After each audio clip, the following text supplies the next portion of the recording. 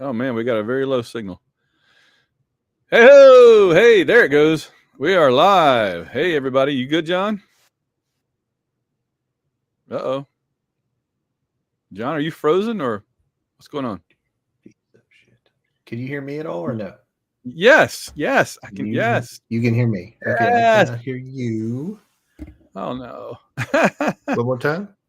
Oh. Check. Testing 1, 2, 3. I am talking this entire time. Hello, check. We are live on. Let me get back to the comments. John cannot hear me. What's going on? What's going on? Yeah. Are you plugged into the right thing or testing 1, 2, 3. Let me go ahead and get the other. This is how our live shows always go. The first few minutes are trying to get all the technical bugs worked out, and it's funny too because we have works fine for weeks. My son comes home from college for one weekend, and it's just that's it. Comes and messes with the settings, screws it all up. I can hear you now. All right, we are good to go. Yeah. All right, there he is. It's Lil Bruce. By the way, Boris is not happy with Dylan Carwell taking Jumbo everywhere because he feels like his whole brand is being threatened by this other stuffed tiger that's getting all the attention. So, but anyway, I have my beverage standing by, and I also have. Well, I'll introduce what's going on for those that don't know. I just put my hand in some onions. I also have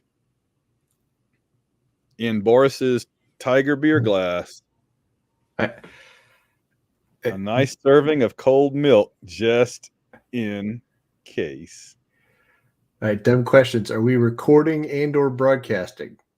We are going out to the public right now. At 8 o'clock, okay. It goes on automatically. We are out. We're there. All right, just making sure. Yes. So we've got several people watching live on YouTube and on Twitter, and we are recording our audio as always as well for the podcast that will go up to probably midnight tonight or thereabouts as usual. I've got the Guess the Game files from Jared as usual. I have the soundboard open. Smoke weed every day. Which is probably what we'll be wanting to do by the time we try this Reaper Madness. We're doing something much stronger tonight than the smoke weed every day, John. We are doing, this is, and I'll do the introduction in just a second, but for those watching live on video, this is on a very special episode of the AU Wishbone. Lessons will be learned, morals will be taught. John and I will be enjoying, hopefully, enduring, perhaps. We'll wait. We'll don't know yet. The Reaper Madness. All right. So the backstory of this, and again, I'll do the introduction in a second. The backstory of this is I'm sitting here with this lovely chicken taco and some chips and salsa and two kinds of salsa in front of me. I'm just wanting to eat them. The backstory of this is that we have patrons, and we'd love for you folks, by the way, that aren't patrons to go to www.auwishbone.com and join up to become a patron. Well, here's the deal. One of our, and you can put down whatever you want in your name as your name on the Patreon page, and that's what I read, right? Well, one of our patrons very cleverly put down at the Mad Reaper Pepper Company on Instagram. That whole thing right there, at the Mad Reaper Pepper Company on Instagram as their name. And so I ordered a bottle, and they sent two, so I forwarded one to you, of Reaper Madness, which contains 75 Carolina Reapers per batch. That seems excessive. This may be what's wrong with America today, excessiveness. It may also be what's wrong with us in a little while. Maybe the holy cleansing fire. Let it all burn in fire. Yeah, we're about to find out. So stick with us here in just a few minutes as we're going to taste it for the first time. This is going to be one of those wishbones where the introduction is like 10 minutes into the show, kind of like a James Bond movie. But I got to know. All right, here's what I brought. And oh, by the way, I told my wife again, I said, the main complaint we get on our live video shows is that we're eating on them. And I'm like, that's what we do on our live video shows is eat. We eat barbecue or we eat hot sauce. That's why we're here. If you don't want to see grown men eat on video, you're on the wrong show. Okay. I may want to see us suffer. I think they want to see us suffer too. All right. Here's what I've got. I went to Casa Maria in beautiful downtown Belleville. It's not very beautiful. And I got, a barbacoa street taco, carnitas taco, and a chicken taco, and I ate them all. But I got an extra chicken one. There it is, surrounded by some lovely chips, street tacos, cilantro, and onion. That's what I'm going to put it on. A few tidbits of that with the chips. I've also got some salsa verde. I've got some red salsa, and I've got some beer and some milk. What have you got to put your Reaper Madness on? Again, I live in the Eastern time zone. I ate dinner 3 hours ago. So I just finished eating because for various reasons. I have some very nice. I just melted some cheese on top of a plate of tortilla chips. A fine snack. Yes, good snack. I have some water, and I also have a large glass of milk, just in case. Good man. So we will see. We shall see. Have you already broken the seal? I have not. I was looking at this and man, I hope I don't need a bottle opener or anything. But that's what I was thinking. Is I'm like, it dawned on me on the way back from the Mexican place that the seal might be impossible to remove. So I've split it. It's still on there. I haven't opened it yet, but I will be able to get it off without having to search for scissors or knives while I'm on the air. This is going to be like a bad unboxing video. Unreapering. Oh yeah, no, we're good to go. Well, let me go ahead and hit the highlights here real quick. Hit what we got to do. I've covered up my little notepad, unfortunately. You don't need no stinking notes. I need the number. White Rocket Entertainment podcast number 703. There was no Babylon 5 show this week, so it's still 703. From the beautiful downtown studios of White Rocket Entertainment in Southern Illinois and in Eastern Virginia, it's the Mad Reaper March to Madness 2023. John, how are you doing? I'm doing well, Van, for the moment. For the moment. A little bit of anticipation, but I'm excited to talk about the March Madness, one of my favorite times of the year. Absolutely love it. I am your host, Van Allen Plexico, and I am joined as always by my co-host. I'm John Ringer. Again, for now, we may be in a puddled state being carried to the ICU soon. We don't know. Maybe a shorter episode. We'll see what happens. I was just thinking how this could be a normal episode, or this could be about 15 minutes, depending on how this goes. I really don't know. I don't know what to expect. I really don't know. By the way, I'm excited that people that are watching this live or on video, they're getting to see that a lot of your communication with me during the show is nonverbal on an audio format. And I always enjoy that. It's a visual medium, man. It's a visual medium. But I only record the audio. All right. So what's the plan for what we're going to be doing tonight? Because I have printed out my brackets. Okay. I also have put them into the computer, into the AU Wishbone. Oh, that's something I got to mention. If you are already a patron, hurry to your computer once this is over. If you're not already on it right now, or just open up another window and make sure you go hit the link and join up in our March Madness Pick'em contest that we do every year. It's always a lot of fun. And if you are not a patron, then go to www.auwishbone.com, become a patron, and then the very most recent post on the page where you go will give you the link to go right in and make your picks. So that's what John and I are going to be doing. Compete against Van and Boris and I for the title of World Domination in bracket. World Domination. That's right. So how do you anticipate this going? What's our procedure going to be? I've been thinking more about the sauce than I have about the brackets. Very fair. I think the way we're going to do this is we are inspired by the wisdom of the barbecue episode, in which we imbibe the barbecue, and the barbecue speaks to us in the way that the augurs of ancient Rome or Greece were spoken to by the things that they ate or smoked or whatever. And it will tell us, it will give us wisdom, and then we will make a prediction. So the idea is, I think, that we will sample a little wisdom from the Reaper Madness, and then we will, for example, go to the East region, and we'll each maybe pick one team out of the East region we just have a great feeling about after having the Reaper Madness. Maybe it's your all the way team, or maybe it's your big upset team, or maybe it's you like definitely feel this favorite's not getting to the first round or something, but some prediction you have, and then we'll go each region, East, West, South, Midwest, and then last, like we do in the barbecue episode, we'll save Auburn for last, and we'll do a prediction for Auburn using the Reaper Madness if we last that long. Well, that's a big deal. All right, sounds good to me. All right, I'll let you kind of run point on some of that then. All right, but I'll ringmaster the other parts a little bit. So when I have a feeling that when they ask the question, Crush your enemies, see them driven before you, and hear the lamentation of the women. And eat the mad Reaper pepper sauce, the Reaper Madness. That's what we're going to be doing here.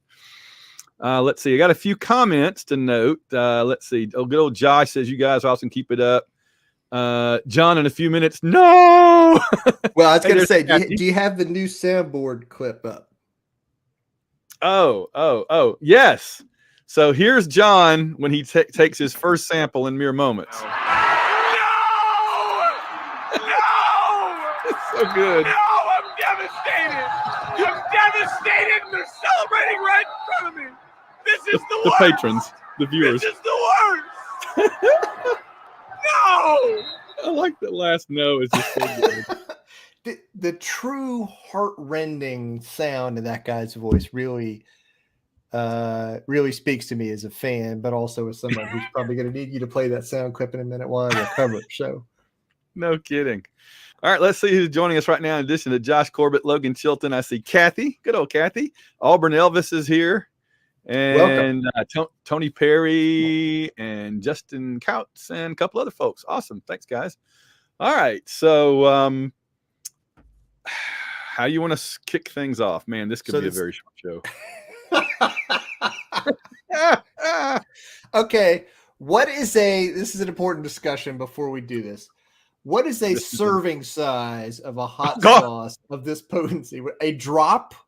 Like, what are we talking about here when I put this on my nachos and eat it? I'm starting. I didn't even bring a little thing to put it in. So I guess I'll use a chip as like a bowl.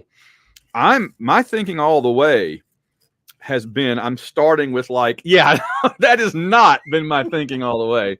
I'm starting with like a drop, and I'm going to gently introduce the corner of a chip to the periphery of the drop. So we're starting with like nuclear materials handling procedure. That's what I'm hearing. Yeah, I'm going minimal at first because I don't want to get in a situation where I can't continue. Oh, I think this is very important. If you get it on your fingers, do not touch your face, and especially do not touch the inside of your nose or your eyes. Yes. Man, I've been tear gassed before, so I'm aware. That's true.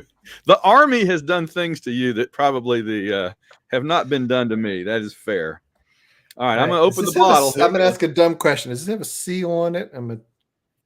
I'm opening. Everybody can enjoy the unscrewing. I'm doing the catch-up thing where I'm tapping on the bottle and I can smell something. Yeah, I can smell it. I just can't get it out yet. Oh, there we go. It smells strong. Understatement. I put the whole little cap comes off. Let's put that back on. I put because see the cap comes off and you've got just like a ketchup bottle, but there's this little cap. Yeah, no, it's like a Tabasco kind of control valve there for your safety as well as ours. Control valve, and now it's on my fingers. So again, let's remember, don't touch your eyes. I said on Facebook the other day, that don't taste it yet now. I said on Facebook the other day, I don't want this thing to end prematurely. That most hot sauces are like Legolas drinking beer for me. Mm-hmm. I'm like, I drink a whole bunch of it on stuff, and I'm like, I can kind of feel a tingling in my fingers. It must be working, right? Okay. So I'm hoping this one actually will do something for me. Just, I'm scared what that something might be. Okay. So here we go. I'm going to dribble a little bit on this. So here's what we're going to do. The East region is where we are beginning our discussion. The East region, if you have your own bracket at home, you can pull that up. And while we're discussing it, we are going to imbibe the Reaper Madness. Oh my gosh. And then did you get some out? Yeah. Okay, I'm doing this. It took I had to kind of tap on the side. Oh yeah. It spat like a cobra, like a spitting cobra. That's what probably I got. About the same potency. That's what I got.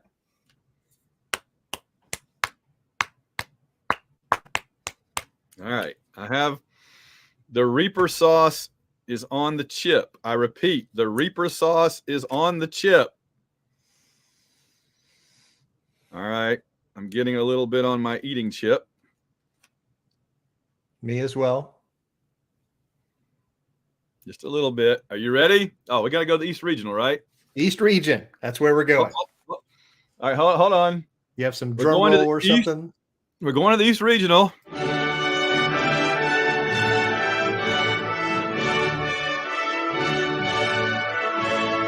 All right. And now we're about to sample the chip. Oh, for a muse of fire.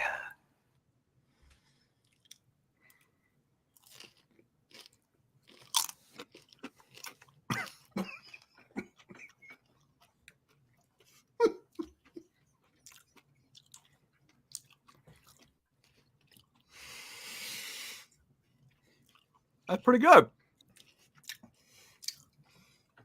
Yeah, I can taste it, John.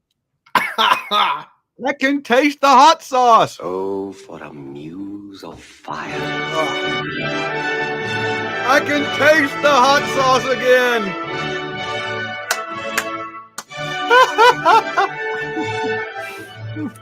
Come after me. Come after me.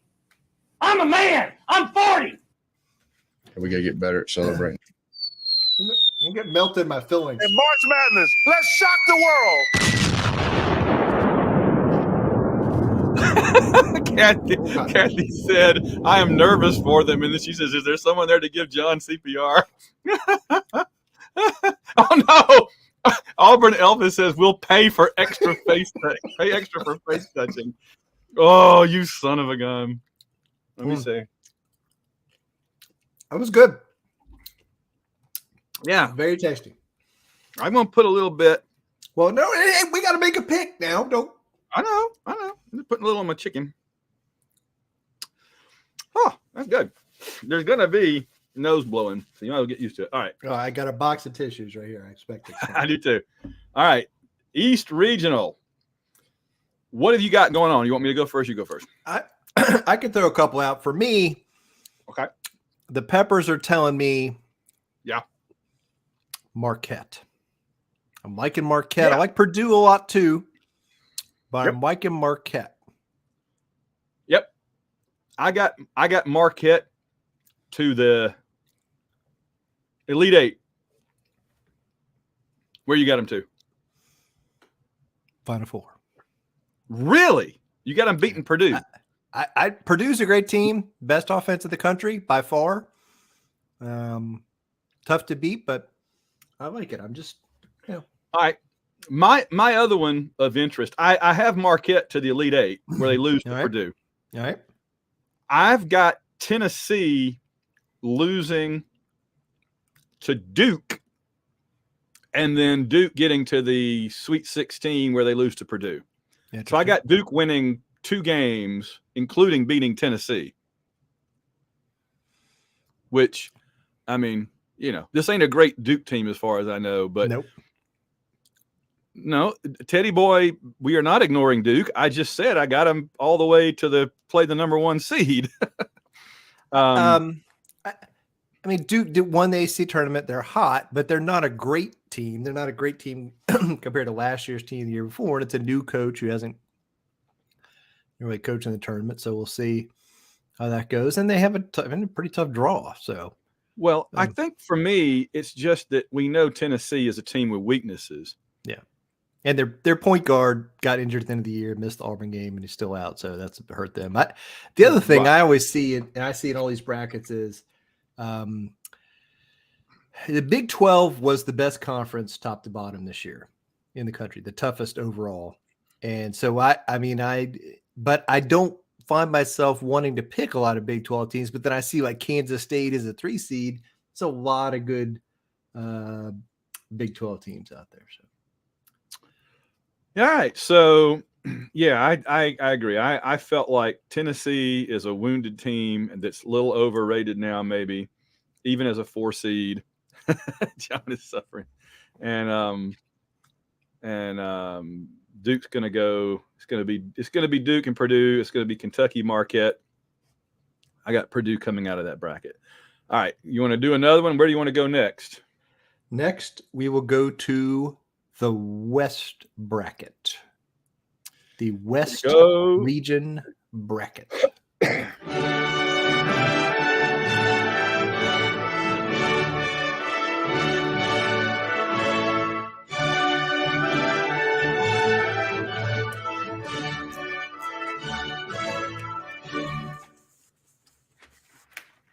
It's pretty good on chicken. I mean, once your mouth is already like conditioned by this stuff, it doesn't really do much beyond that. You're already burning. You're already on fire. It's melted the plastic off the inside of my mouth, so it's. Oh yeah. Let me go ahead and. All right. Let me go ahead and say. Here I go. Here he goes, folks. Oh, what a muse of fire! It's something, isn't it? It's something. I just want to. Yeah. John's struggling. I just want to point out we're enjoying it, sort of. If this is what you called enjoying it, we are enjoying it. The Reaper Madness is spicing up my chicken taco tremendously. My hat is off to them, and the inside of my mouth lining. I'm gonna just kind of put that on there.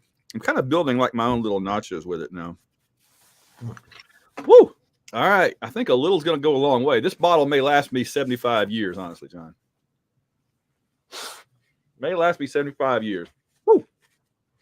All right. Which region we going to now, you said? West. All right. I'll start out this time. Let me see who I've got doing something interesting. Well, there's a couple.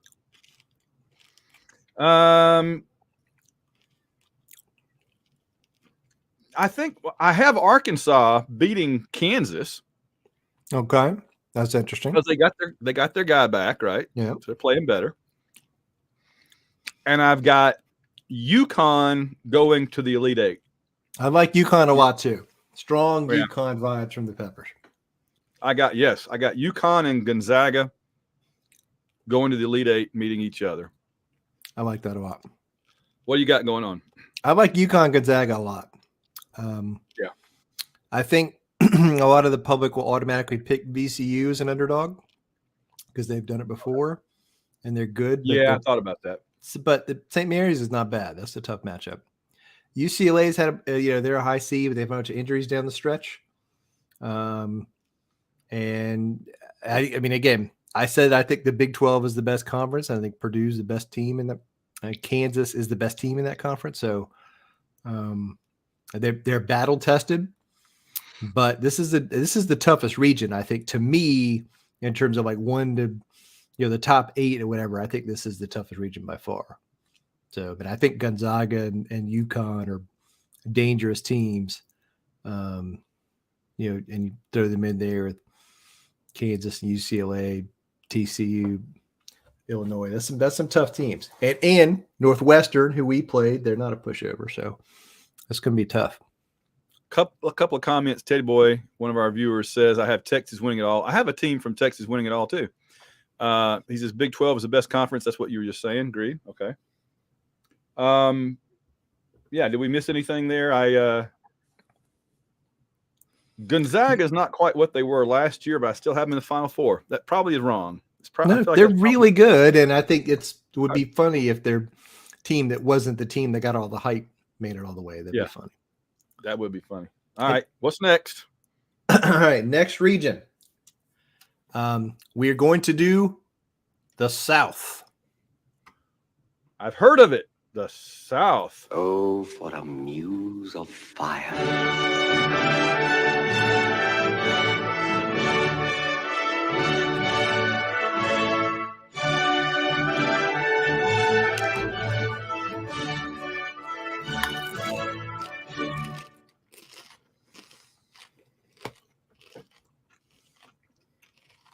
Oh, it's the worst one. This is a big one. You hear that, Elizabeth? I'm coming to join you, honey. Woo! Man, I got a little of the Reaper on an onion, on a piece of onion. Good heavens! I got to have something to wash it down. Yeah. I got to get some cheese and chip on here to kind of wash it down. You gotta have a palate cleanser after that stuff. Get a little salsa.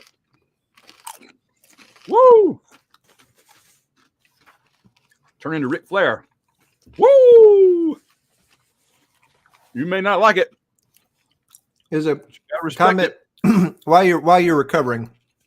There's a comment in the chat about us overrating Purdue, and I want to say there's a efficiency metric shot quality that I've referenced a couple times on here, and in the top teams in shot quality tend to do pretty well.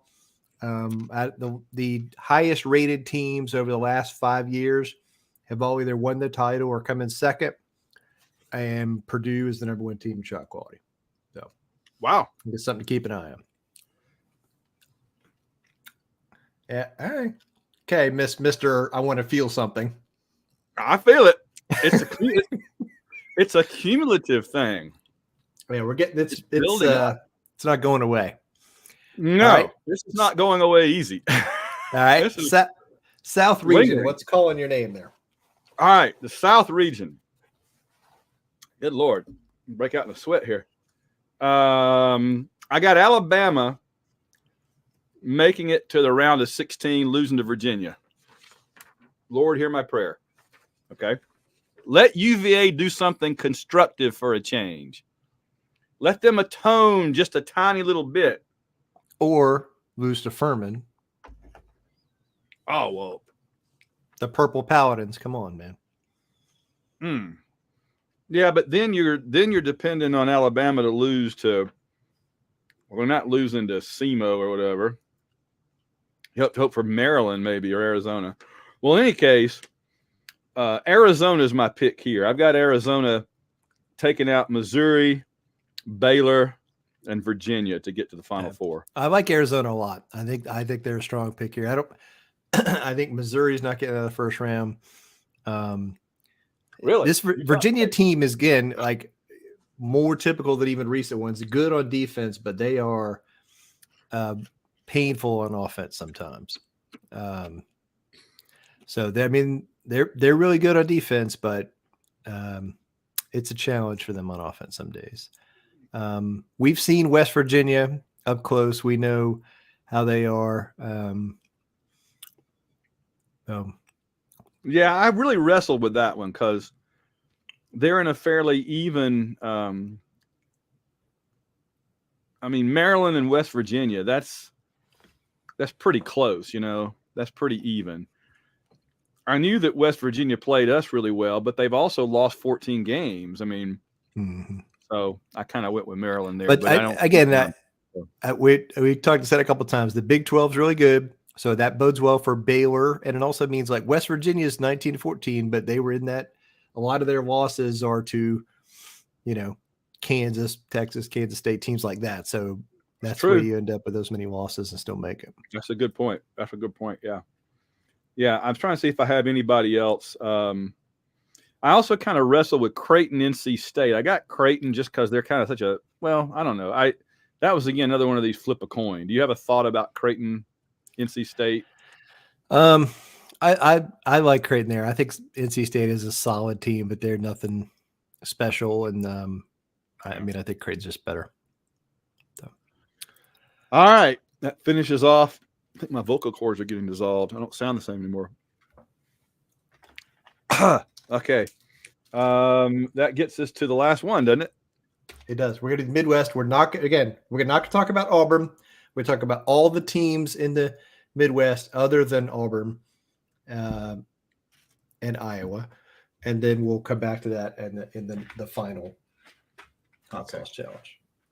Oh, okay, you got this all thought out. I'm still there. Oh Lord, it's flying everywhere. Good God, spontaneous combustion about to happen. All right, this time I'm rub it on your face. No. All right, I'm getting me a nice bunch of chicken and cheese. Getting a little bit of the hot sauce, a little bit of the Reaper Madness. Here it comes. Uh-oh. Cannonball! Cannonball coming! Cannonball! Woo!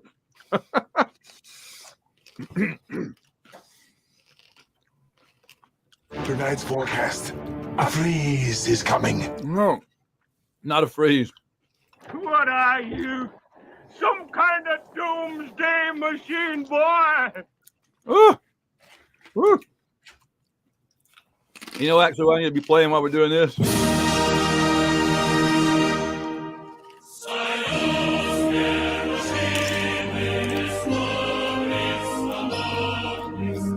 Roger, number one. Iran, number one. Reaper Madness, number one.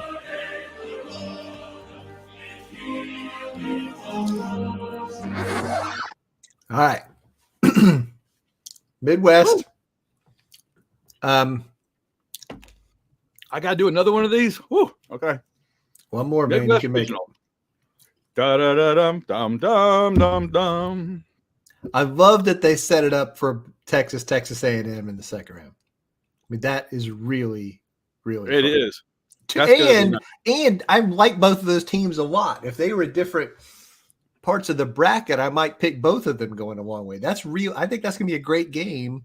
Yeah. And I love that. I mean, I'm definitely going to be watching that. So, well, one of our viewers says Texas is winning that region. Houston severely overrated. Well, I hope not. I hope not. Woo, woo, woo. Yeah, I was going to say my lips are burning now. I like we saw that Miami team last year. It's not the same team, but they're pretty good again. In the same I was going to say we could almost have a Houston, rematch. Indiana, Things fall the right way.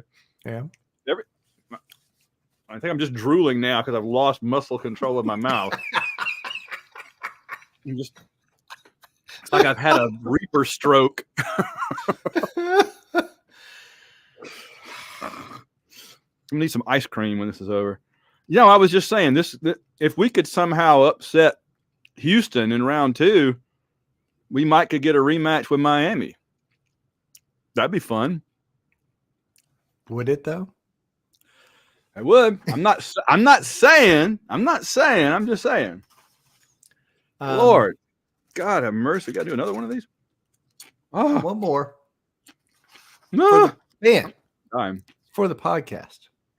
It's for the listeners. It's for the patrons and the listeners. They need this wisdom from us. So what?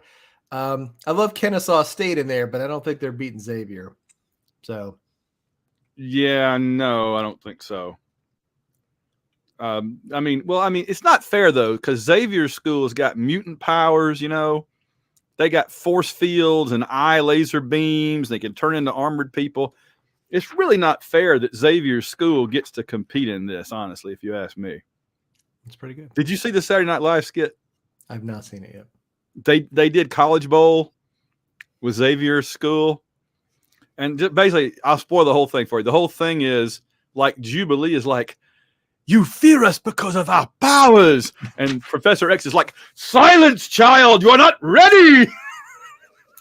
And the other school's like, that's the whole skit, and it's so good. It's so good. All right. So what do you got? I got Houston. I'm Houston all day and all night, and Iowa State. Boom. I got Houston and Iowa State dominating this bracket. I got Houston and the Aggies.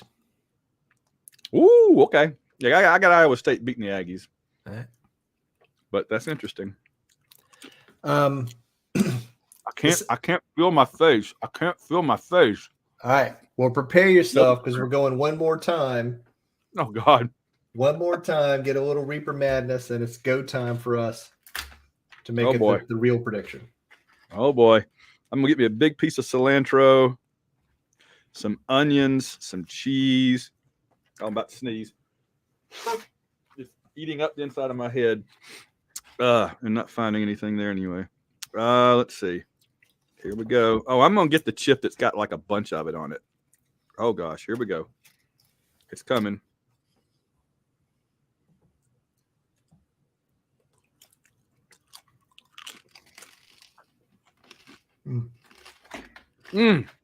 Lord, I'm saying, once you've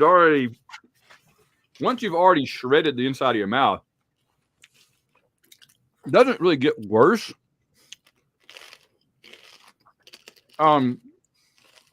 Teddy says, how can y'all just ignore Texas? Well, I didn't ignore them. I have them beating Arizona State, Nevada.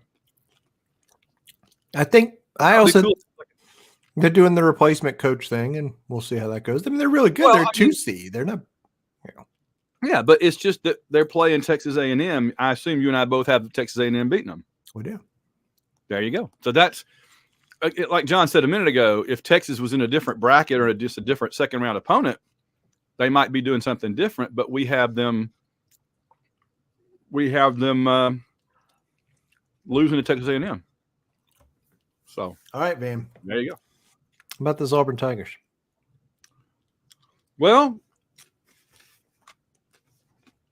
they got to beat Iowa.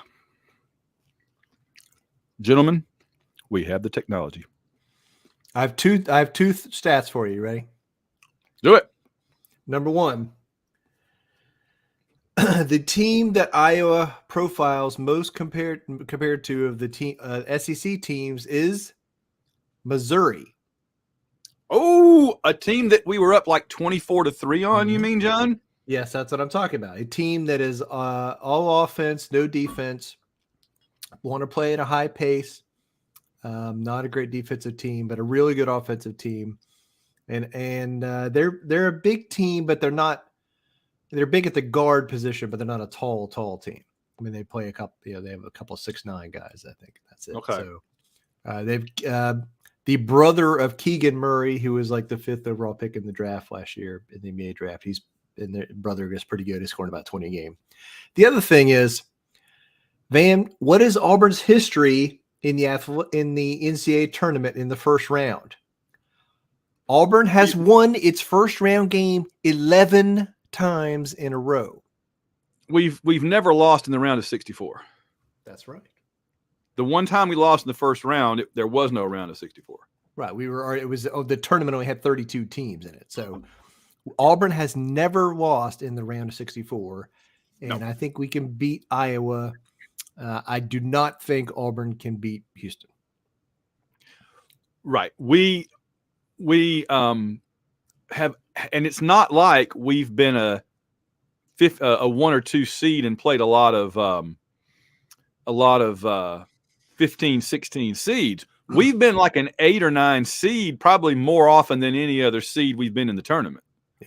All those Sunny teams were 8 and 9 seeds and had to play the number 1 seed in the second round, and they beat them a couple of times. And this Auburn team played 13 teams that are in the NCAA tournament. 13. Yeah.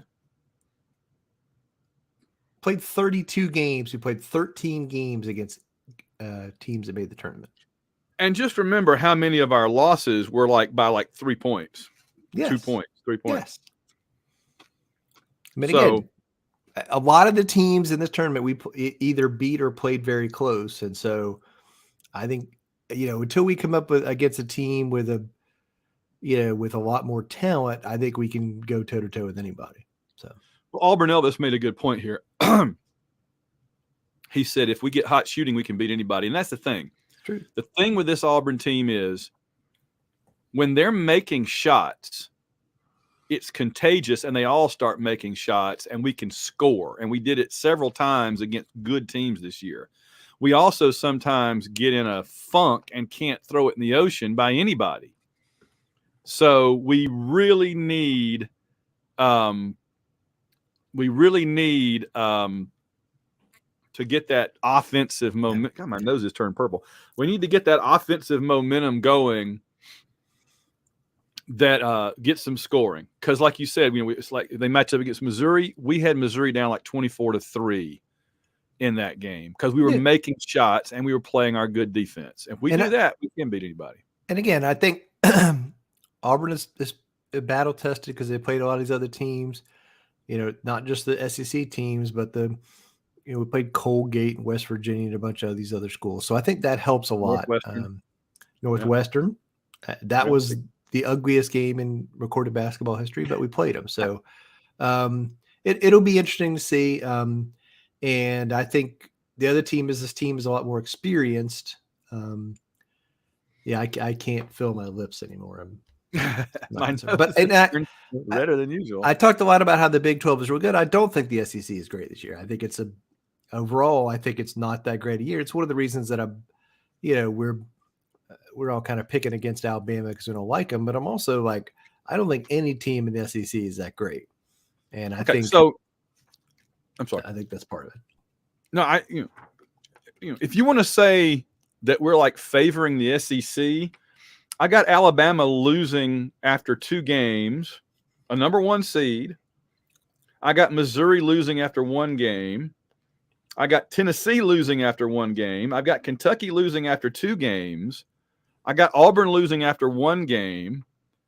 I've got Texas A&M losing after 2 games. I've got Arkansas losing after 2 games. Where is this that we're thinking the SEC is so good? Well, why does anybody think that? But maybe some of them lose in the first round. I don't have an SEC team going beyond the round of 16. Yeah. Whatever. I don't know. All right. Well, there you go. There's our March Madness picks. Oh, and it's kind of calmed down a little bit. I haven't had any milk or anything. I'm drinking the milk. It's kind of like settled down for me now. I think it's concentrated in my nose. My nose turned bright red, but my mouth is fine now. It's good. I'm good to go, man. Another little bite of chicken. That's good. So I'll say this about the Reaper Madness as we wrap this segment up. It is very good. It is very powerful. You get your money's worth. It's got kind of like a slowly building but very broad, fiery heat that lingers for a while. That fair? Yeah, I'd agree with that. Yeah. So good job, guys, with the Reapers. Good job. This is going to last me. I could be reincarnated 5 times. I'll still be using this bottle. 5 lifetimes from now. So, all right. Where are we now, John? Just briefly touch on the Auburn situation again. We play Iowa Thursday at 6:50 Eastern on TNT, I believe. The other game, the games, the matchups are Thursday and Saturday, Friday and Sunday. So Auburn will play Thursday evening and probably Saturday evening if they win. And you got to think an Auburn-Houston game would, have one of the prime TV slots on Saturday, late afternoon or evening. So, War Eagle to you. So, Ever to Conquer Network, E2C Network. Good to see another great show in the house. So again, I think it's a prime TV, primetime slot for Auburn, and I think they did that because they wanted. And the other thing that we didn't even touch on in the Auburn game is getting to play in Birmingham. It's a gigantic advantage for us to play in that arena. Isn't Alabama getting to play there too in Yeah. a completely different region? That doesn't Yes. make any sense. It's just so weird. This is all so weird. It's so crazy. Well, they broke up the regions a little bit of this pods thing and all that. So it doesn't physically matter anymore. Just because you're in the West doesn't mean you're playing all your games in Anaheim. So, but they cross over 2 different regions in the same building.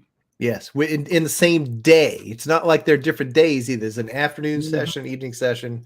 That's The so big weird. thing is in all in all these things, you have 4 teams in a group basically, and one team's going to come out at the end of the weekend and move on and then regroup. So I think we're going to go forward. And I believe we have a guess the game coming up in a few moments, don't we? We do. Right, Yes, we so do. you get to play guess the game with us. All right. But no, I think the Birmingham piece of the Auburn game cannot be underrated. It's going to be a home court advantage with the Bama fans cheering for Iowa. But I think it's going to be Auburn has played in that arena, and then Bruce, I think they played well there. I think it's going to help. So Yeah, absolutely.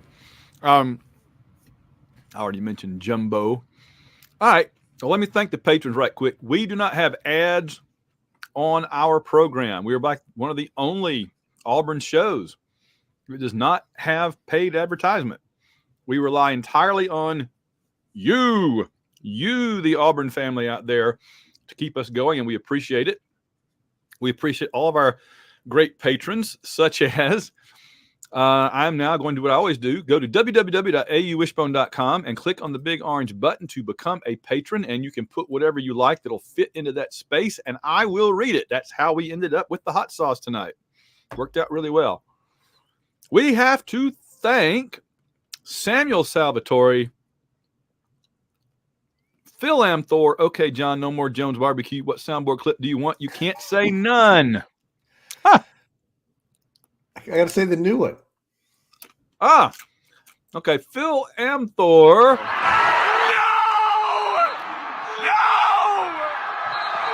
I'm devastated. I'm devastated. They're celebrating right in front of me. This is the worst. This is the worst. No. I just love that last no. You think it's over. Nope. You've got one more no. Uh-oh. I got to keep reading the names and my mouth is full. I apologize. I apologize to our podcast listeners because they hear me chewing without getting to actually see the dying of the peppers burning us up. Okay. Scroll back up here. We have to also thank Boris the Tiger's burner account, Carl Von Drunker, Chris and Clinton Stewart. Uh-oh. My audio thing is messed up. All right, there it goes. No, it's all screwed up. Oh, my gosh. Hold on. All right, here we go. Logan Chilton, Vice President of Capital Projects at Jones Barbecue and Foot Massage. That's right. Ann Kanjian, Bill Weathers, Bradley Blackman, Daniel Odom, Eric Morgan, Gary Grant, a.k.a. AU Fan at KSC, Matthew Flowers, Michael Kirshner, Richard Stevens, Steve Trawick, Susan Trawick, Trombone Tiger, Willie Carden.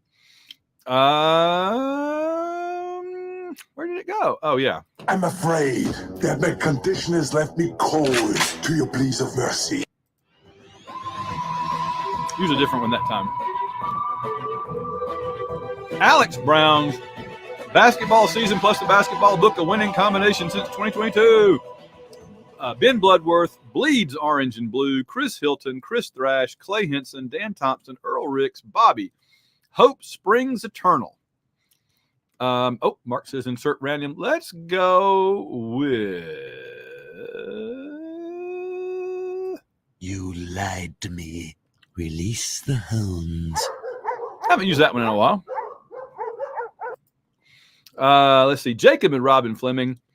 KD confirms that Jones Barbecue and Foot Massage has the biggest hairballs, says 76 Tiger Esquire Sleazy Shyster. Okay. Catherine England, Kevin Smith, Lane Middleton, Logan, Mickey B. No one fights like Gaston. Algo Rhythm and Blues, Paul Miles, Reaper Madness, and Tongue Twister Madness. The sixth sheep sick Pad Kid poured curd pulled cod. Wow. You wanted me to do that after eating Reaper Madness? That's sadistic. Sadistic, I say. Thank you. Oh, there you go. Reynolds Wolf, who I saw was in New York City today. Rich Reimer, Rusty Owen, spring football has begun. Beware because Tonight's forecast, a freeze is coming. I want you to put the word out there that we back up. Understand me? Yep. We back up. We back up. Steve Harlan, Theodore Gary. Oh. Do not want the Reaper Madness to revisit me anytime soon here. Warhammer 6, WDE Richie Freeze plus White Walker equals winter is coming. And then play Jones Barbecue to annoy John. Jones barbecue and foot massage. Jones barbecue and foot massage. That one specifically went out just to annoy you. I appreciate that. All right, hold on, I'll get that. The soundboard is being cantankerous with how it's wanting to display on the screen. I'm having a hard time with this. I'm going to shove it just a little. There, got it. Okay, I had to finesse it. Wes Atkinson, William Morgan, Wilson Beard, Win Carroll, Winston Body, Auburn Blue, Blake Heron, Boris the Tiger, Brandon Smith, Carter Glaus, Colby Butler, Corey Smyer, David Downs, David Simpson. Boris would not come down here to try the Reaper Madness, and Mira said that she asked him and that he said he was just smarter than me, which I think is probably fair. David Simpson, Diabama, Hugh Anderson, Hugo Sleaze's Strange But True Fact Book. The last time I won a division or conference, Bobby Petrino was still at Arkansas. Well, it'd be at Texas A&M, so that sounds good for us. I think I'll pause and take a shot of the hot sauce now. You too, John. Trying to trick you. Trying to trick you a little bit there. Yeah. I think I will not take a shot of the hot sauce, but I appreciate the effort there. John asked for a cap. Insert sound clip Avengers theme. I don't have the Avengers theme handy, or I would, but da-da-dum, da-da-dum, da-da-dum, da-da-dum, da-da-dum, da-da-dum, da-da-dum.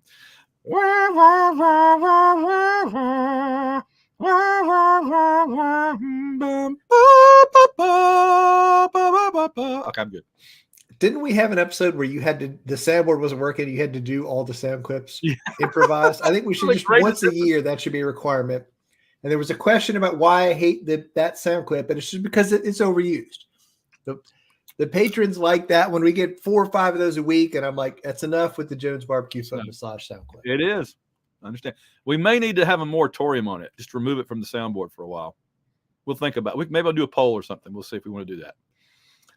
Let's see. Josh Teal, just wait till next year. Kevin Mahan, Luther and Kelly Ottaway, Melissa Blackstone, On to Victory, Papa Todd, Patrick Williams, and our one-time and anonymous donors. That's pretty clever, too. Randall Walker, Rob Morgan, Russell Milling, Sarah Hines, Sasquatch, Shane Bailey, Shannon Butson, Tim Pittman, Timothy, Tony Perry, Wiggle87, at the Mad Reaper Pepper Company on Instagram. Thank you, guys. Alex Wynn, Ben Amos, Ben Rigas, Brian Albanese, Charles Mooney, Chris Como, Chris Braun, Colonel Dad, a.k.a. Ari Benzane. I'm missing my category, Mr. Construction Tiger. And finally, Daniel Barnett, Daniel Witten, Darren Pyle, Elizabeth Donald, Escort, Hugh Freeze elsewhere. We got to get better at celebrating. I am Tiger, exclusive hairball supplier of John's favorite. Jones barbecue and foot massage. I think he's coming up with a moratorium. I'll buy this for $1. James Taylor, Jason the Weasel Skull Albrecht, Jeremiah Schumann, Jim McCrory, Joey Miller, Joseph Iliff, JT Jarhead, Justin Bean, Kenneth Brent Rames, who always points out. You have failed me for the last time. Says the barbecue has, from a.k.a. Auburn Dad for life. Mark Squire, Kathy, MVP, captivating Kathy Bright. Your love of the hot sauce. Your love of the hot sauce has clearly slowed you. Yeah, mine too. Paul Bankson, Royce Alvarez, Russell Souther, Ruth and Darren Sutherland, Spanky. I'm at the bottom of this list because Scott Wilson. That's why you can, the monkey boy. That's right. Sports Illustrated's Auburn Elvis, who was actually in the house a minute ago, may still be. Stephen Thompson, the Slinko family, Tim Sauls, Tony Barbie never lost an NCAA tournament game. That's fair. Tony Barbie never lost an NCAA tournament game. Trevor Johnson, and he also never lost a college football playoff football game either. So there you go. And had about the same success rate at both. Trevor Johnson, Why Are You Booing Johnny's Right? Brent Rumble, plus our one-time and anonymous donors. We thank you all. Go to www.auwishbone.com. Let's see. I think it's time. I'm not going to do the Fantasy Formula One rundown this week. There was no race. There was no race. I'm just going to point out, if you've only missed one race, there's 22 more to go. So if you are a patron or you want to be a patron, come on board, www.auwishbone.com, and you can be part of you get two complete Formula One teams, 5 drivers, and 2 constructors. It's awesome. It's a lot of fun. All right. Hold on. I'm going to catch up on our comments now. No. I'm saving Auburn Elvis's comment for listener questions. So ignore that one. Keep going. Okay. Yeah, I see it. Yeah. Oh, E2C Network asked, why does John hate that? Well, because it pops up over and over and over. People really like it. People used to really like Smoke weed every day. But now it's more Jones barbecue and foot massage. Hey, John, it got played again. Oh, goodness. Are you ready for Guess the Game? Bring it on. And I'm not going to look over here at the comment thing. People guess. Oh, okay. Man, John, that's the AU Wishbone family. This is Jared Albrecht, the yard sale artist, here with Guess the Game number 83. Wow. Guess the Game 83 is brought to you by me. I'm still looking for more send-ins from you guys out there. So if you've got something, send it my way. I'll tell you how to do that at the end of the segment. Let's go ahead and listen to the play. Pitch to his tailback, sweeping to the short side, trying to get outside. Broken tackle, 15, 20, 25, 30, 35, 40. Down the sideline, 45, the 40. They're not going to get him. He's going all the way. Touchdown, Auburn! 88 yards. All right, guys. Wow. I'll see you in the hint file. All right. Well, 88 yards on a pitch to a tailback. The announcer was Jim Fife, which means the time frame is the 80s and 90s, roughly, and very, very beginning of the 2000s. That didn't sound like 2000. That sounded like 80s to me. 80s, early 90s to me. Okay. So who were the tailbacks that called out to you with an 88-yard? Lionel James, Bo Jackson, Brent Fullwood, Stephen Davis. Yeah. Bostic. And then not much until Tuberville. DeMontre Carter. Yeah, no. It's got to be one of those guys, right? Going 88 yards, it's got to be Lionel James, Bo Jackson, or Brent Fullwood, probably. Okay. Is there a specific run that made you think of? Specific game? It sounded like he was going to say bye bye Bo, and that would be Georgia Tech. I thought he was too. Yeah, I thought at the beginning. I thought it was that run. He set it up that way, and then he went a different direction. It wasn't Georgia Tech 87. So no, that was Bo. That'd be 85. 85. So, what game did? All right. Well, we mentioned the Mississippi State 86 game with Brent Fullwood. Mm-hmm. That was one where he had a long run. That wasn't last week, was it? We talked about it last week, but it ended up being like a Florida game or something last week, right? Yeah. Okay.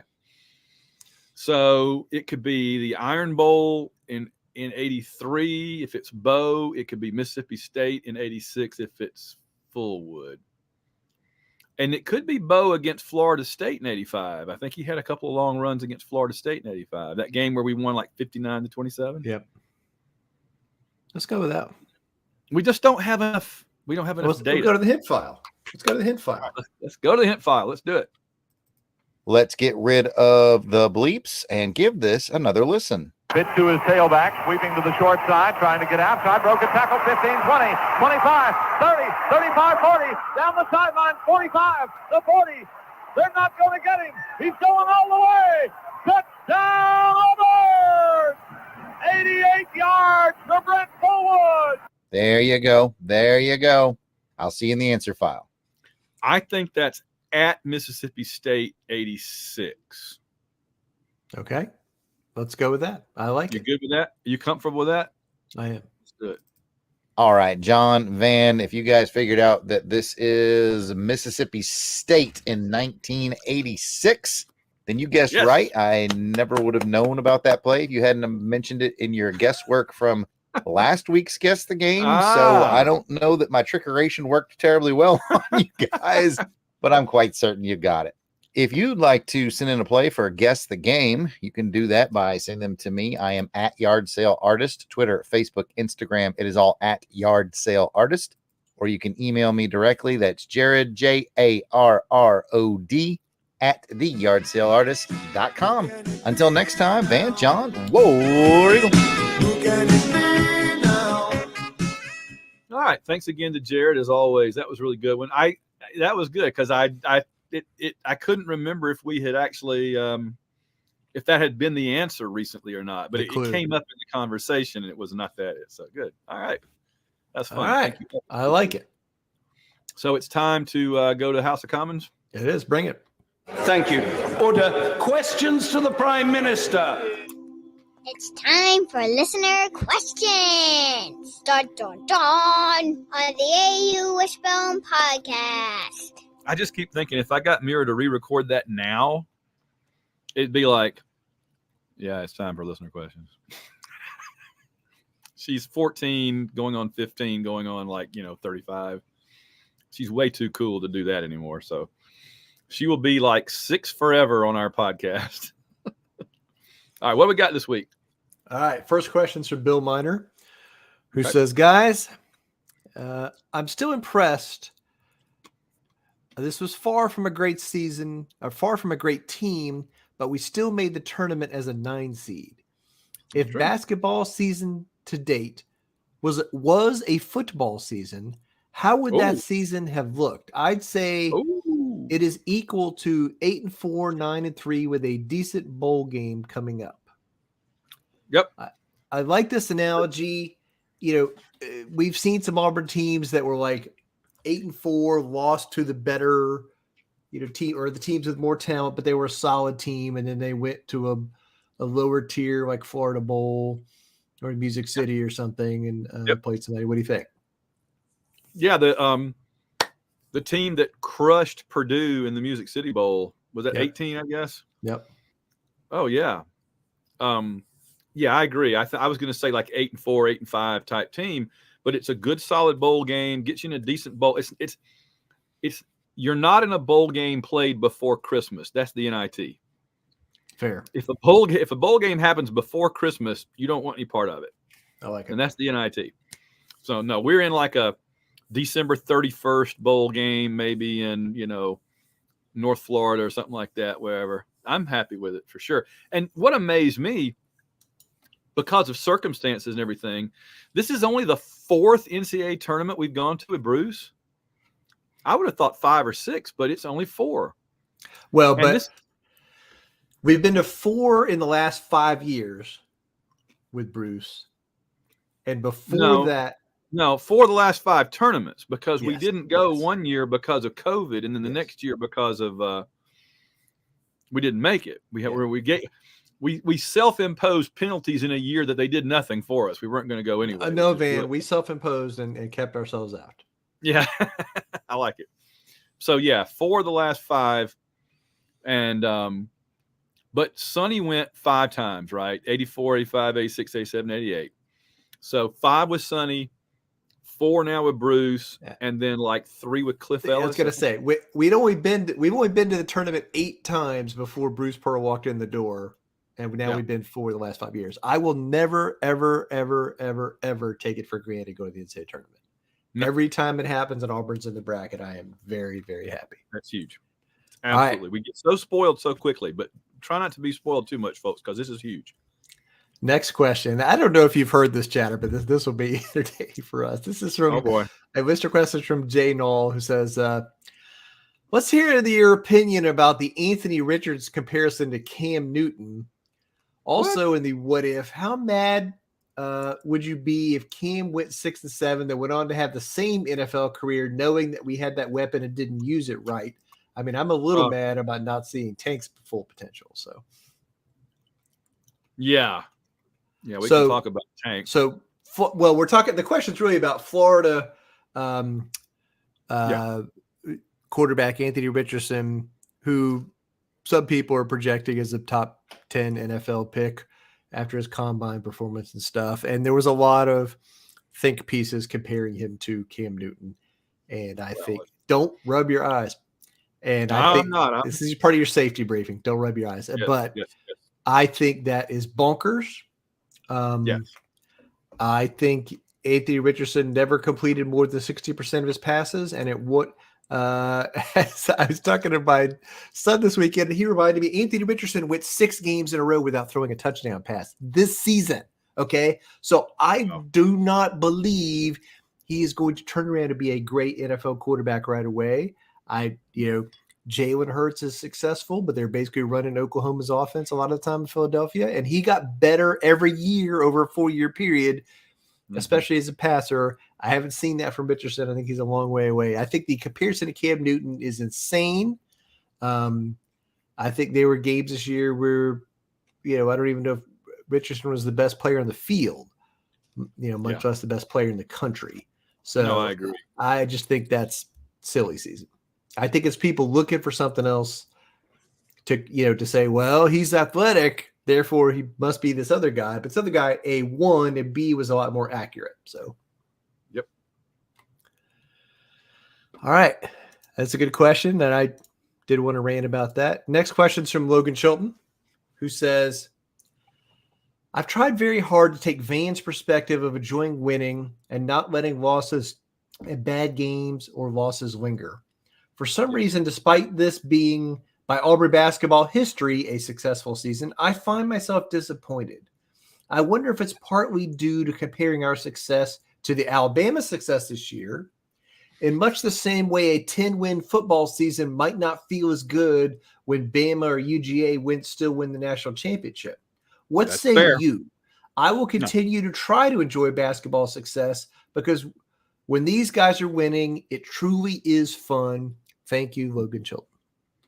No, that's 100% right. And I agree with everything he said there. And I do think if Alabama had gone to the NIT this year, we would be doing the whole peacocking thing, even, as limited as our success has been. And it's just been one of those years. I mean, one thing that basketball is different from football in some ways is it's hard to just get that dynasty like Alabama or Georgia or Clemson for a while every year. I mean, there are years that in their prime, Duke under Krzyzewski and Kansas under their various coaches and all, there were plenty of years that they didn't even make the tournament. They had basketball, because you're dealing with such a few number of players. It can, if you lose 4 football players, you can still win the national championship. If you have a problem with 4 of your basketball players, you may not, even make the tournament or something, even if you're a good team. So the margin of error and the margin between being a really good basketball team and a mediocre basketball team is so thin. You know what I mean? It's so thin that you can't just expect to roll the basketball out there every year and do what the 2019 team or even what last year's team did, The other thing I think there's a style element to this team where they're kind of maximizing their potential by playing good defense and playing really hard, but they're not always fun to watch, because the offense is often a grind and a challenge. Yeah, that's true. And I think there's some other teams that maybe are better on offense and worse on defense that are more fun to watch than this particular Auburn team. So I think some of it is a style thing. And we've seen other Auburn teams over the years that weren't serious NCAA contenders, that maybe not be as good as this team, but they were, maybe a little more entertaining. So, yeah. I mean, I'd almost take Devin Cambridge back for his 3-point shooting. I mean, compared to, last year he was like a lead weight. This year, I'm like, he'd be leading the team possibly. I mean, it's just, every year is different. This year's team is so much like last year's team, but just missing the top level players and replaced with Broom, and who's been good. Broom's been very good, but you lose two, blue chippers and you get in one. That's not trading up. You know what I mean? That's trading down. So, all right. Related, this question from Auburn Elvis, he asked in the chat earlier and I saved it. If either Jabari or Kessler had stayed one more year, only pick one, what would Auburn's record be and what would our seed be? That's a really good question. I would pick Jabari just because Broom can cover for a lot of what Walker could do. And because we need the shooting so bad. Yeah, because we need the scoring. Yeah. So you add a little more scoring and other dynamic play to this team, we win like at least half of those 3-point losses. Yes. 100% yes. And his talent, his shooting, and his ability open up the floor for other players in ways that we took for granted last year. Yes. That's right. It isn't there now, that we see like, a lot of people got open shots and layups and stuff because he was drawing the defense away. And so I think if Jabari Smith was on this team, I think we would be 25-5, and we would be like a 4 seed. I agree. Yeah, about 25-7, 25-5, whatever. 25-7 is good. Yeah. And we'd have I think we could have won at least one game in the SEC tournament. Yeah. That's fair. I mean, again, we came that close to winning one this year with this team. So. Well, yeah, that's true. But last year we didn't win one with that team. No. But we got Texas A&M in the first game we played because we started a game later. Same thing would have happened this year. I think we'd have gotten Texas A&M in the same round we got them last year. So we wouldn't have been playing in the round that we played in this year. Maybe we would have been playing in the next round, and we would have gotten them again. So, and lost them again. Maybe we wouldn't have won a game in the SEC tournament, but we would have been a higher seed for sure. That's a good question, Elvis. I like it. All right, that's it for listener questions. All right, let's see if we have any. I always do this. I pushed the wrong button. But let's take a trip. Let's get in the Auburn TARDIS and take a roam around the SEC. Let's take a trip around the SEC. And I had a note here just that Nick Saban has been whining again. This is what he does whenever he feels like he's losing the big competitive advantage that he creates for Alabama. He starts whining and crying about changing the rules so that it'll be more in his favor again. This is what he always does. Man, that'd be really ironic if they had no excuses painted on the wall there. Yeah, good thing they didn't. Oh, wait a minute. John, this is breaking news. They have no excuses painted on their wall. They do not. Yeah. This time he wants the referees to slow down offenses after they make a first down. Does that sound familiar? And this time it's not Gus. Now it's Tennessee that has him all wrought up about offense gets to go too fast. Not fair. I should have time to sit my entire defense out there and look exactly at what the offense is going to do. And then, I'm sorry. Wait, I'm saving. It's not fair. I should be able to put my whole waving my arms frantically.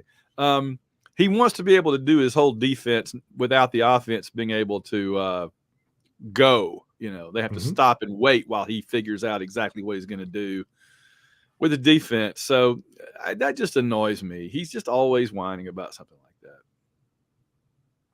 And he also was whining because the SEC is preparing to release the new football schedule with the 3 permanent opponents, and he leaked who Alabama's 3 permanent opponents were because he didn't like it and felt they were too tough, even though that was pretty obvious who they were going to be all along. And it's 3 teams they play every year now. He wanted this realignment with the adding of Oklahoma and Texas to make Alabama's schedule easier. That was my takeaway. He wanted this realignment thing that's going to make everybody's schedules harder. He wanted it not just to stay the same or get worse. He literally wanted it to make their schedule easier. And he's mad that they're keeping the same schedule they've already got. Are you kidding me? And meanwhile, we used to play freaking Tennessee, Florida, Georgia, Alabama, and Florida State every year. So the game he's mad about is LSU. He wanted to ditch LSU and get Vanderbilt or something like that. And he's not going to get to because the TV networks told the SEC, if we're doing this, we want LSU, Alabama. Yeah. Yeah. Why would he? I mean, why does he get to get rid of LSU? We don't get rid of Georgia. I just doesn't make any sense to me. Again, if they were keeping LSU, Auburn, and Tennessee and giving him Georgia every year too, then I'd be like, well, yeah, I could see where he might want to change that because that's a team that he doesn't currently play and it would be hard and they're adding it. They're not adding anything. They're keeping what he's already got. That's like if they said, oh, Auburn, your opponents are going to be Mississippi State, Georgia, and Alabama. We'd be like, oh, no, it's 3 teams we already play every year. Oh, no. Well, I mean, get over yourself, Nick. My gosh. So I think we've addressed that pretty thoroughly. The other part is that when you look at the math of the thing, Georgia and Alabama can't take into account the fact that they don't play themselves. Like we play both of them. Yeah. Tennessee plays both of them. They don't play themselves and they don't play each other. So that's a big difference to the teams that play them. Yeah, that's right. Yeah. So, and the thing I keep pointing out about the schedule is they're making such a big deal out of the permanent 3 when the ones that are not permanent 3, you're still going to play every other year. Right. And if you don't play Florida this year, you'll play Texas A&M. If you don't play Texas A&M, you'll play Florida. Or, if you don't play Georgia, you'll play Oklahoma. LSU or Oklahoma. Yeah, I mean, you're going to get them all. So it's not having them permanent. It's not like now, right? Now, if you don't have somebody permanent, there's a spot to play Kentucky, South Carolina, Vanderbilt, but that's not going to be the case anymore. I think that people still haven't wrapped their brains around how completely different the schedule is going to be. Yes. And I do want to respond to Ben's comment about us drinking milk. Yes, we're in the recovery phase of Reaper Madness at this point. You have the disaster and then you have recovery and we're in recovery right now. So that's why this is the part of Chernobyl when the helicopters are dropping the concrete material down onto the reactor. I will say this though. Yeah, I drank my beer with the Reaper Madness the whole way through. And the only reason I started drinking the milk was because I ran out of the beer. And so it had calmed down by the time I started drinking the milk. Are you still burning? I'm not burning anymore. I'm good. No, I'm okay. Yeah. See, so it's a very intense heat up front, but it kind of trails off relatively quickly, and it would have been completely gone, but I accidentally ate a chip that had some all over it a second ago, and I was kind of like, well, thank goodness I got the milk here. But eating some chips helped. So yeah, this was a good experiment. All right, so let's wrap up Reaper Madness and March Madness. What are your thoughts on how the Reaper Madness went, John? It was fun.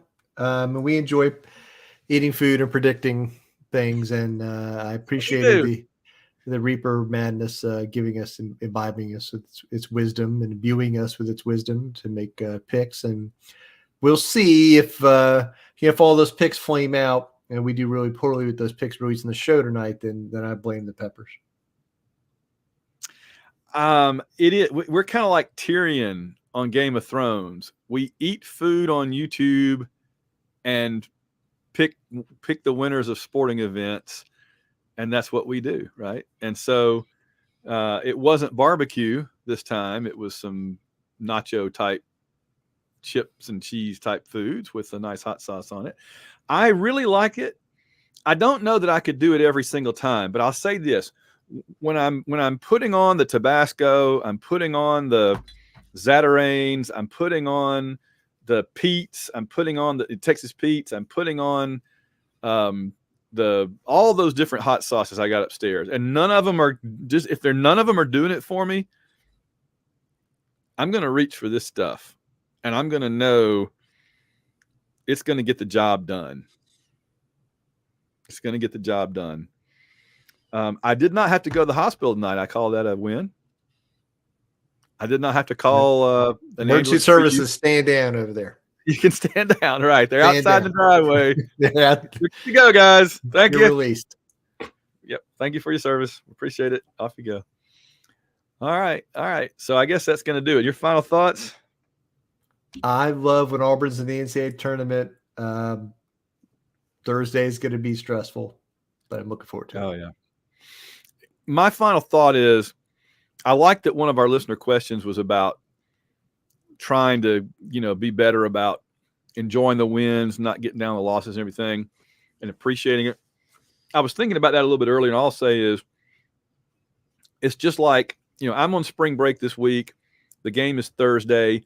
One of my goals this week is to not be super anticipating that game.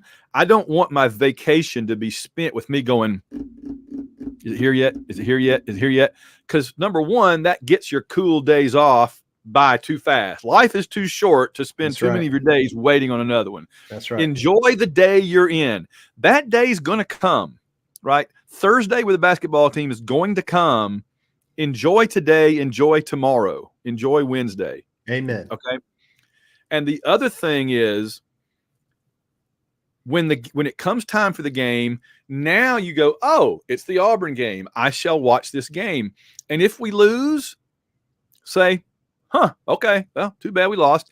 And don't let it make you miserable, because something that's glorious and fun and wonderful should not make you sick and miserable. And I just refuse to let it, right?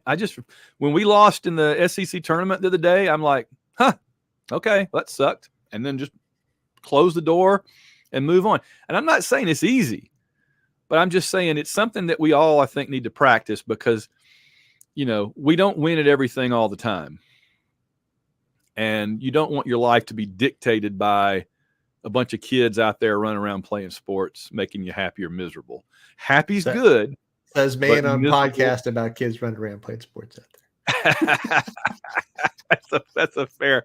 Yeah. And Ben summed it up really well. What I really am saying is, to quote the great coach, we got to get better at celebrating. All right. I think our time is up. We thank you for yours. Thank you for joining us for the video show tonight, as well as the podcast. We did live through it. Our time is up. War Eagle, John. War Eagle, man.